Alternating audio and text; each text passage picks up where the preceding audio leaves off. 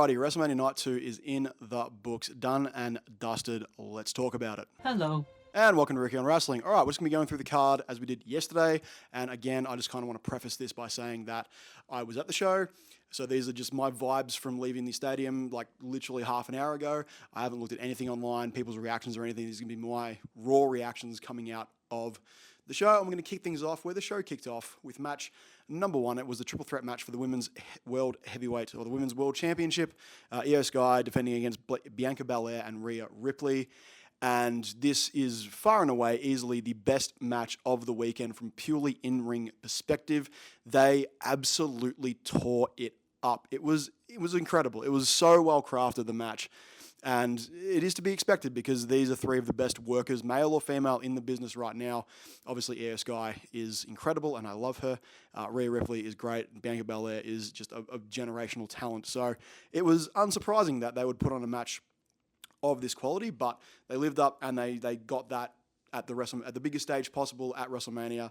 Io Sky got the win, which I was really, really happy about. I really wanted her to come in to WrestleMania as the champ, come out as the champ after she lost last year to Bayley. And yeah, it was just a really, really well-crafted match. A lot of false finishes, a lot of sort of, hitting all three finishes at once for all the competitors. And it came down to a KOD from Bianca Belair that was broken up by a moonsault from Io Sky to get the pin and get the win and retain her championship. And yeah, this match was great. Everyone that I was sitting with at the show was just like, yeah, this was the match of the weekend up to this point, and nothing on the night 2 card topped it. But yeah, it was just fantastic. I had such a good time with this match. I think they crafted a solid story in the ring, and put together just hell of a match. It was great. It was so good to see them get this moment, and especially for Io Sky, but for Rhea and Bianca as well. It was great to see. So I was just very, very happy with this. I'm happy for all of them. It was a great way to kick off night 2. Next up was Drew McIntyre versus Damian Priest in a Sin City street fight, whatever that means. It's just a street fight in Sin City. This match was okay. It was fine. It was nothing special.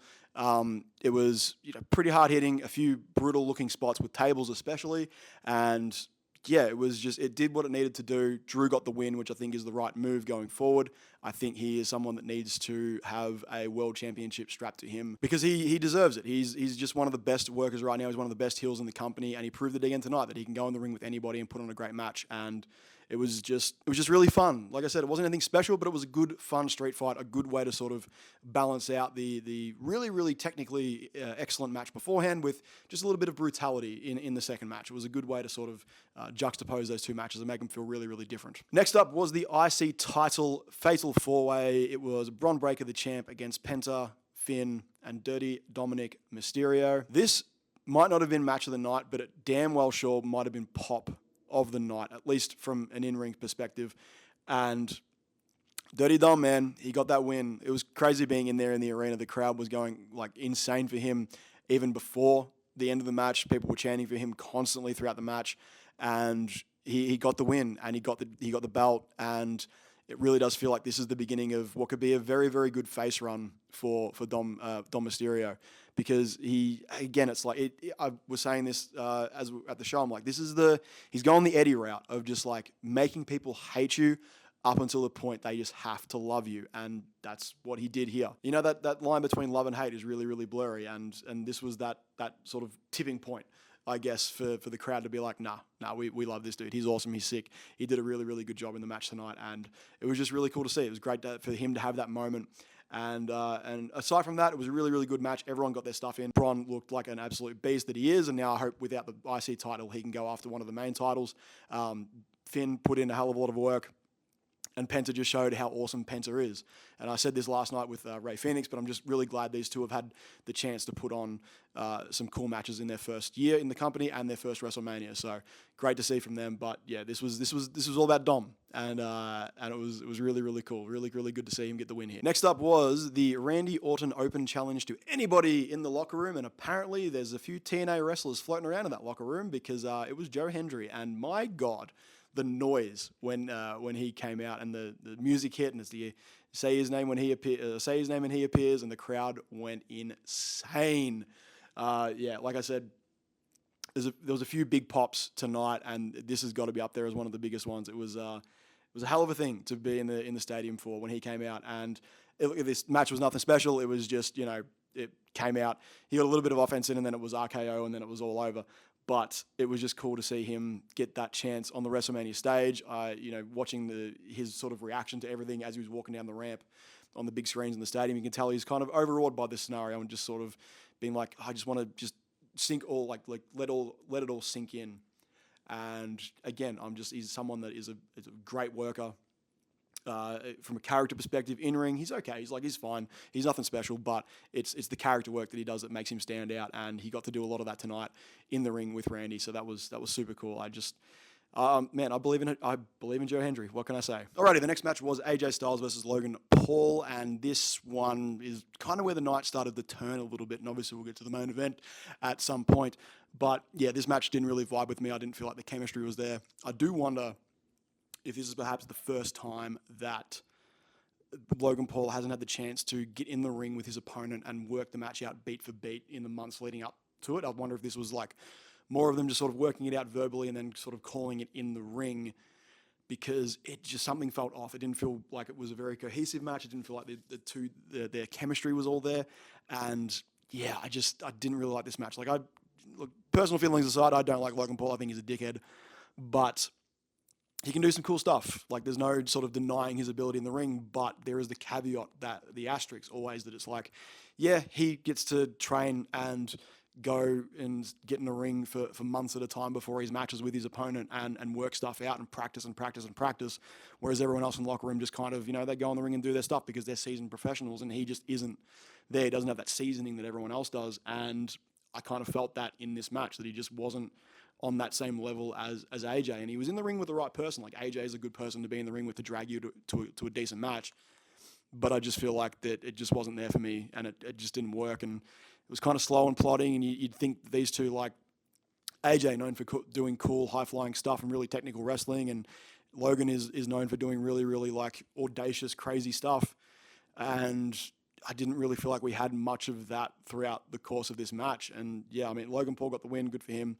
But it just didn't work for me. It didn't gel in the way that I thought it potentially would. So, like, a lot of people were saying this could be, match of the night, because they do have that ability to sort of practice beforehand. But if that wasn't what they did here, then this just didn't really work for me in any way, unfortunately. Next up, we have the WWE Women's Tag Team Championship match. Liv Morgan and Raquel Rodriguez versus Lyra Valkyria and that somebody was Becky Lynch. And that was kind of the vibe going into this. Most people were like, yeah, it's probably going to be Becky. She was at the Hall of Fame. And although I don't think that really means much, but it's my connection I made was, Lyra Valkyria. Pretty sure she's Irish. Don't correct me. Or do correct me in the comments if she's not. But also Becky Lynch, also Irish. They can go and be Irish together in the ring. So that was where my head was at. And then, of course, it was Becky Lynch. And, yep, it was a solid match. It was a cool showcase just to have, like, Becky come back and Lyra Valkyria to get her first sort of big WrestleMania spot with a star the like of Becky Lynch. And then on the other side of things, Liv and Raquel, they did their jobs. They were serviceable in the match, but it didn't really inspire me, again, too much. I didn't feel it was that great of a match. It was just kind of like, yep, Becky's going to come out. They're going to win the tag team titles. I think at some point that we're going to have that program for the IC title between Becky and Lyra. I kind of expected her to turn on her tonight and just go heel straight away, but they might be slow burning that in the future. Or maybe Lyra will turn on Becky Lynch. That would also be an option for something in the future. But yeah, it was fine. It kind of found itself in a weird spot because it is the penultimate match. Everyone's sort of in the mindset of like, the main event is coming up and we have this match, and we just had kind of a lackluster match between AJ and Logan, and it just found itself in a really bad spot on the night. I think anywhere else on the card, this would have been great. The pop for Becky was immense. Like, it was huge. So don't take anything away from her there. It was just, I think its spot on the card may have harmed it more than anything else. And finally, we come to the main event of the evening, Cody Rhodes versus John Cena for the WWE Undisputed Championship. I have a lot to say about this match. I don't know if I'm going to say it all in one video. I think I might do just a separate video talking about it, and I might just sort of skim over the notes here just because I don't want to make this video drag out too long. I don't know how I feel about this match just yet.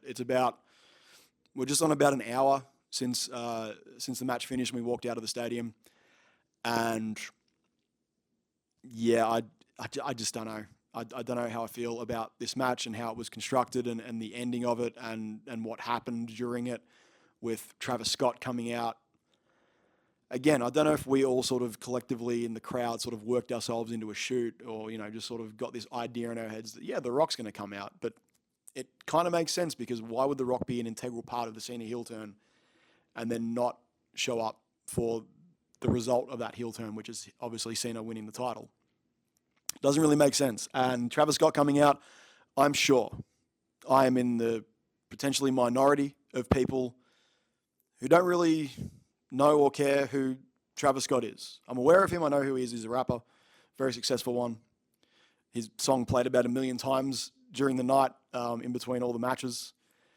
And yeah, I'm sure that there is definitely a part of the audience out there that were very happy to see him.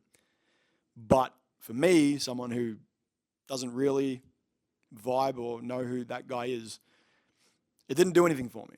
It didn't really make the match better. It didn't really add any spectacle to it. And again, this could just be a me thing. It's not necessarily there's something wrong with the match, but I'll get to what I did find wrong with the match in a sec. But just talking about the Travis Scott influence on the match firstly, didn't really make it feel special. The Rock would have made it feel special just because he was the one that was the impetus for the Cena heel turn. Like, Travis Scott wasn't the impetus for the Cena heel turn. He was there. He was present for it, and he smacked Cody in the face. But him coming out didn't really add anything for me. And like I said, this is a me thing. This is a personal thing. But I don't know. And as for the match itself, I think the sort of first part of it, I kind of dug because it was like, okay, how are we going to see a heel Cena wrestle? And it's like, well, he's going to do everything really slowly and methodically. And like he did the shoulder tackles, but it was like one shoulder tackle and then a beat. And then another shoulder tackle and then a beat. And then the 5 knuckle shuffle was a little bit later on. It was like, he's not going to do the fast-paced Cena stuff. He was going to just come out and, I mean, and he said it in one of his promos. I'm going to ruin pro wrestling for you. And I don't know whether he ruined it, but it was just something about it just didn't work. And there was parts of it where I was like, this is cool. But then there was definitely other parts of it I'm just like, what is happening right now? Like, and for something that is a main event of WrestleMania, and I think we were very spoiled last year at WrestleMania 40, where it was just all spectacle. It was people coming out and returning and coming in and fighting on either Cody or Roman's side. And this year I feel like we kind of expected that when we shouldn't have. But at the same time, the inclusion of The Rock at Elimination Chamber and then him not showing up here, like if he wasn't able to come, if you knew that from that point, maybe don't include him in that segment. Maybe don't, I guess, falsely get our hopes up. Even though, like, again, there was never anything said that The Rock was going to be here. Like, there was no rumors. There was rumors, but there was no, like, definitive thing like The Rock showing up. So we all put that in our own heads. Don't get me wrong. It's not the fault of WWE from that aspect. But at the same time, it is still, like, it just doesn't make sense to have done all of that and then pay it off with just Travis Scott coming out and getting crossroaded and then not having much more of an influence on the result of the match. Cena winning was cool. It was. I still just don't know how I feel about the whole thing. I was left not happy or sad. I was just kind of left, I don't know, with meh being the defining sort of thought that ran through my head. It was just like, that was it. That was the main event of WrestleMania, of Cena's heel turn, his last WrestleMania ever. It felt very devoid of spectacle, other than Travis Scott. But again, like I said, that doesn't appeal to me in the slightest. Like, he's not someone that I really care about. And that is a me thing. I'm sure there was people there that were like, oh my God, it's Travis Scott. This is incredible. And I'm happy for you. I'm happy you got to sort of experience that. And it was a cool moment. But for me, it just didn't feel like anything. So, I don't know. I think I'm going to do a whole video. I'll put this up. I'll sleep.